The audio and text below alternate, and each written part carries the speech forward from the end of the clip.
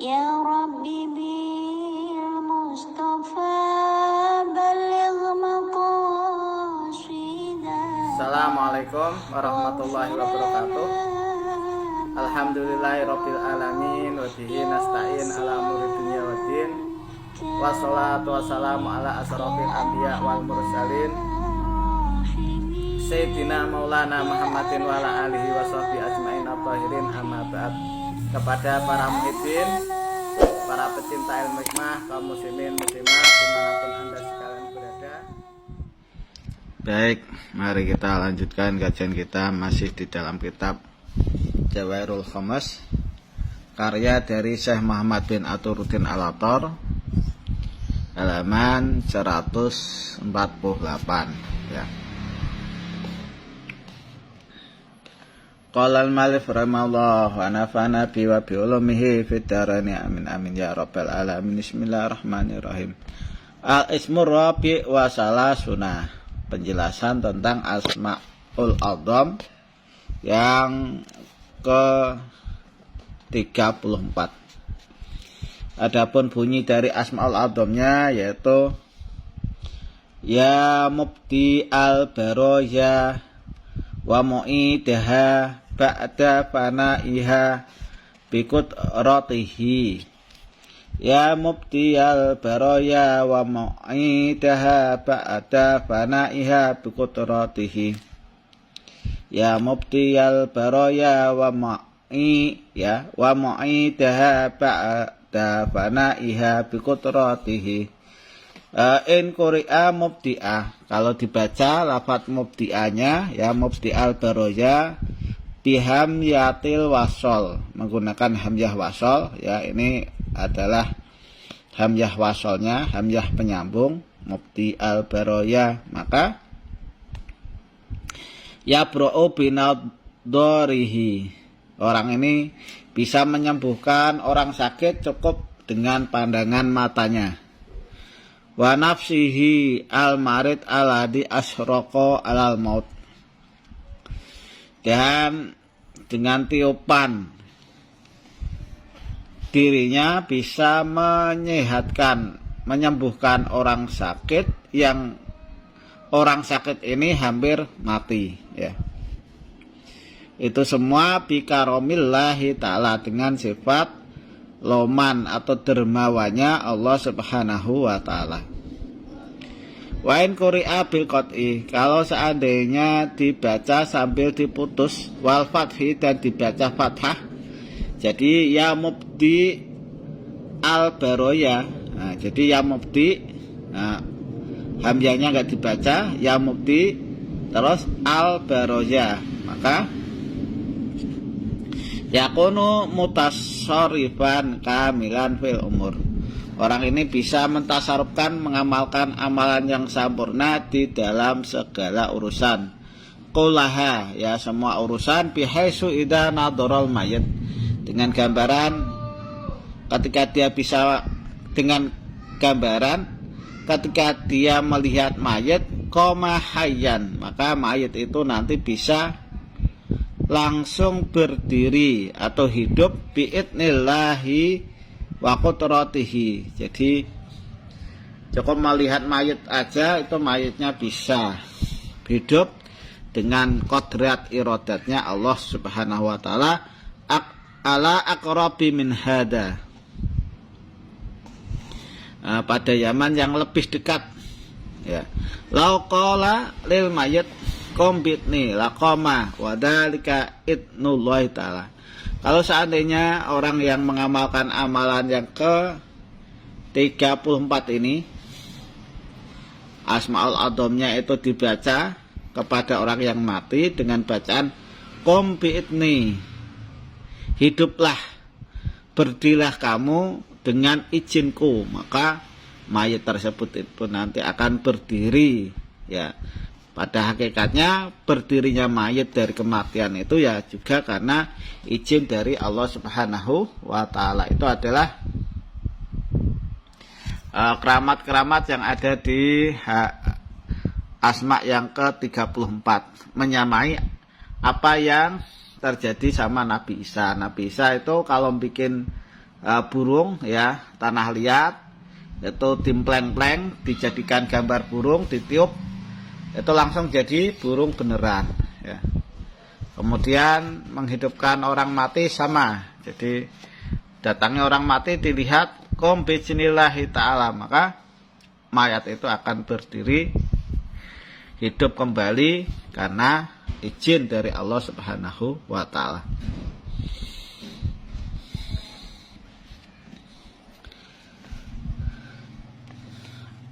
Adapun untuk asma Ibrani dan asma Suryaninya di halaman 194, al-ismu rabi' wa salasuna, asma yang ke-34 itu bunyinya adalah ya roya yilu bihaqqi tofa fa'ana, ya roya yilu bihaqqi tofa fa'ana, ya roya yilu bihaqqi tofa fa'ana. Ini kalau di bahasa Arabkan atau ditafsirkan menjadi bahasa Arab bunyinya adalah ya mubdi al-baroya wa mu'idaha ba'da wa na'iha biqudratihi ya. Wa nabiyu Ismail alaihissalam, untuk nabinya Asmaul A'dzam yang ke-34 itu adalah Nabi Ismail alaihissalam. Kita lihat penjabarannya. Untuk penjabarannya kita lihat di halaman 271 ya. Al-ismul khamis wa salasuna, untuk asma yang ke-34. Ini bukan al-khamis tapi al-ismul rabi' wa salasuna. Ini adalah salah cetak. Bunyi dari asma yang ke-34 yaitu ya mubti al-baroya wa mu'ida ba'da fana'iha biqudratihi, ya mubti al-baroya wa mu'ida ba'da fana'iha biqudratihi wa wa ismun jamaliun. Ini merupakan termasuk asma yang indah. Wa khasyatu idhabul marad, khasiat daripada asma ini itu untuk menghilangkan penyakit. Wa man kana maridun aw nahifan bihaisu la yabqa fi siwa ramak, barang siapa yang di situ sakit yang sangat berat, tidak ada lainnya kecuali cuma tinggal nafas atau rohnya aja, maka yang bagi lahu ayaqra'a qula yaumin ma'ata wa ishrina marotan. Dianjurkan sebaiknya membaca asma yang ke-34 ini setiap harinya dibaca sebanyak 120 kali ya. Kalau itu dikerjakan oleh orang yang mau mati cuma 3 rohnya, maka ya tabadzalu maraduhu bisihah, akan diganti sakitnya dengan kesehatan atau kesembuhan. Wa kadzalika man kana marduhu sokban, begitu pula orang yang di situ sakitnya sangat berat, bihaisu ayasa minal hayat, dengan gambaran dia sudah bosan hidup atau putus asa dari hidup. Wa qarba ilal mamat, dan sudah dekat sekali kematiannya. Banyak sekali yang sakit parah, sakit berat, banyak biaya yang dikeluarkan tapi nggak sembuh-sembuh, akhirnya putus asa, melakukan bunuh diri, melompat dari gedung dan lain-lain, itu banyak. Nah itu kalau ada orang yang semacam itu, obatnya membaca Asmaul A'dzam yang ke-34 ya. Tata caranya yaqra'u sab'ata ayamin, caranya membaca selama 7 hari. Kula yaumin salasata asyara alfan, setiap harinya membaca sebanyak 13.000 kali. Kalau itu dikerjakan maka yusfiya bi'idznillah ta'ala, orang itu nanti akan sembuh, disembuhkan oleh Allah Subhanahu wa taala.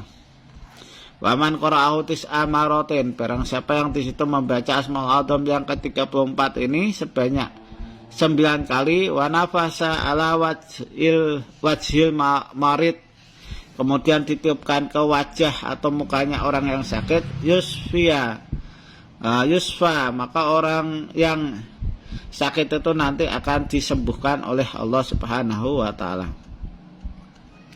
Waman qara'a khamsata asyara yaman, barang siapa yang membaca asma ini sebanyak 15 hari, ya masanya 15 hari, kula yaumin, setiap harinya dibaca khamsata asyara alfan, sebanyak 15.000 kali, maka yajid martabatal ahya. Orang ini nanti akan menemukan pangkat atau martabat kehidupan. Bi'ayya Isa bihukmihi al-mayyit, dengan gambaran dia bisa menghidupkan orang yang mati dengan hukumnya, bila sakin, dengan tanpa keraguan. Jadi bila sakin tanpa keraguan, orang itu bisa menghidupkan orang mati, ya, minhu. Wala tufsi siroha didakwah ilahatin. Nah, jangan Anda masyhurkan, atau ini harus dirahasiakan, jangan dibicarakan doa ini kepada salah seorang pun, ya. Fatakuna isaruhallah fi yamanihi. Jadi syaratnya Anda ini harus dirahasiakan, jangan sampai ngomong bahwa Anda itu punya ilmu untuk menghidupkan orang yang sedang mati. Kalau Anda ngomong saya punya ilmu untuk menghidupkan orang mati, maka akan luntur khasiatnya. Jadi ketika Anda uji materikan, Anda sudah sombong begitu, maka orang yang mati tidak akan hidup lagi, walaupun sudah mengamalkan selama 15 hari asma ini setiap harinya 5.000 kali, ya. Tapi kalau Anda merahasiakan amalan ini, maka Anda fatakuna Isa ruhallah biyamanihi. Anda seperti sebagaimana Nabi Isa bisa menghidupkan orang mati di zaman ini, ya. Masihan fi awanihi, dan bisa disebut al-masih, ya. Masih itu, Mesias itu adalah juru selamat di zamannya. Waman amara biqatlihi majrumun, barang siapa yang di situ memerintahkan untuk membunuh orang yang mengamalkan amalan ini, maka orang itu akan berdosa. Waqasadu qatlahu wala yajidu tadbiron, dan kaumnya ini, ya, ini sengaja mau membunuh Nabi Isa karena mempunyai mukjizat yang spektakuler, yang luar biasa, akan tetapi mereka tidak menemukan jalan, ya. Wala tajidu tadbiron fi khalasihi. Nabi Isa tidak menemukan jalan untuk bisa selamat dari upaya pembunuhan itu, maka ya tawajjahu ila sahibid dakwah li'alliqa qalbahu wa khatiruhu bil ma'mur bi qatslihi wa yutahhira batinahu fi ala ikil alamil uluwi wa sufli. Orang yang mengamalkan amalan ini sebaiknya tawajuh, maksudnya itu menghadap, ya, kepada yang mempunyai doa, maksudnya Nabi Isa, supaya akan terjadi keterkaitan antara hatinya dengan hatinya Nabi Isa, di mana perintah untuk membunuh Nabi Isa ini sudah masyhur sejak zaman dulu. Dan orang yang mengamalkan amalan ini biar di situ mensucikan batinnya dari keterkaitan, baik itu kegantungan yang dinisbatkan alam atas maupun alam bawah. Wa yaqra'u hadzal isma sab'a wa sab'ina maratan, dan sebaiknya orang yang mengamalkan amalan ini atau sahibud dakwah itu membacanya sebanyak 77 kali. Wa yaqifu alaihi min ghairi ayah turafi qalbi syakun wa subhatun, dan orang ini tidak boleh terbersit dalam hatinya itu keraguan dan kesubhatan. Wa tahara maqami sab'ata aswatin kulama qara'a maratan yang fusu jihatahu yang jumna qatl bi karomillahi ta'ala wa bi barakati hadzal ismi. Dan nanti pas waktu prakteknya dia harus mundur, melangkahkan kaki mundur sebanyak 7 jangkah. Setiap satu jangkah membaca doa ini 1 kali dan ditiupkan ke arah musuhnya, supaya dia ini selamat dari pembunuhan dengan sifat kedermawanannya Allah dan barokahnya asma ini. Wa in kasura adahu wa kanu asidaa aqwiya ala qatih kal ulama wal qudat wal muftin. Walaupun toh musuh-musuhnya yang kafir ini banyak, ya kuat-kuat untuk membunuhnya sebagaimana yang terjadi di ulama zaman dulu, ya, terus yang jadi qudot, ahli mutus suatu perkara, dan orang yang difitnah.